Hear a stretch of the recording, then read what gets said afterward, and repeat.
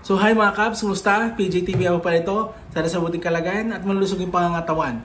So, kung di ka pa naka-follow, i-follow mo na aking Facebook page, YouTube channel, TikTok account, at huwag kalimutan ma-like and share. Tara, umpisan natin ang video.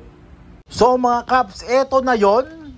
Eto na yung pinagmamalaki nila Harry Roque, nila Glenn Chong na pinagkalat sa Canada. Eto na yon. Sinasabi nilang pulburon video. Eto na yon. Ha? Sana ma-disband kayo. Walang kwenta ang nilabas yung video. Ha? Walang kwenta. Bakit walang kwenta? Halatang AI, halatang deepfakes ang pakakagawa. Alam nyo ba ang mga naniniwala lang dito?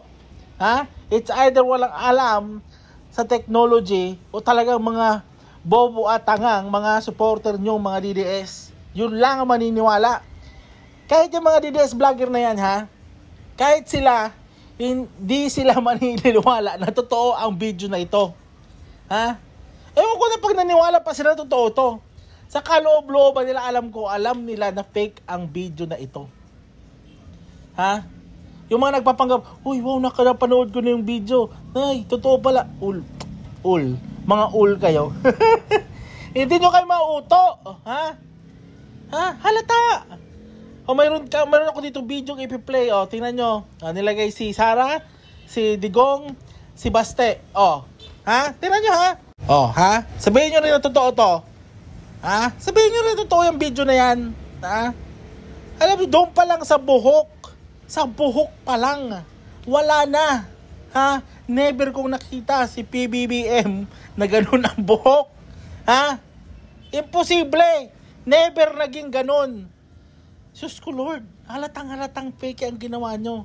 Ito na ang sabi. Fake video being circulated emanating from Maiso gathering in Los Angeles is again a malicious, crude attempt to destabilize the administration of President Ferdinand Marcos Jr.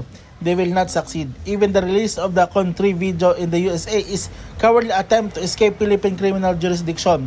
We urge the proper US authorities to investigate and bring justice the perpetrator of this disgusting act. So kung sino man ang nagkalat ng video yan, matakot na kayo. Ha? Grabing paninira yan sa presidente. Na halata naman na gawa-gawa nyo lang. Ang daming mga posts.